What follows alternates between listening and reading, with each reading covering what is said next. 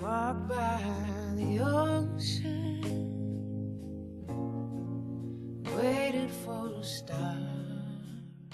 Aiutateci a realizzare questo sogno di nostro figlio di poter correre come tutti gli altri bambini con le sue gambe, di poter appoggiare entrambi i piedi a terra e di poter piegare il suo ginocchio, e questa cosa sarà possibile solo grazie a voi e all'intervento che potrà fare solo in America. Un mese fa esatto, era il 18 febbraio scorso quando abbiamo trasmesso per la prima volta l'appello di Erika Molinarolo, la mamma del piccolo Joe, che chiedeva aiuto attraverso le nostre telecamere per raccogliere fondi necessari alla costosissima operazione cui il suo bambino deve essere sottoposto.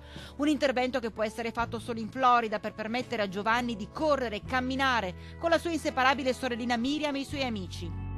Just to take deep breath. Il gruppo Made in Nord-Est ha accolto e supportato sin da subito la richiesta di questa famiglia di Piazzola sul Brenta.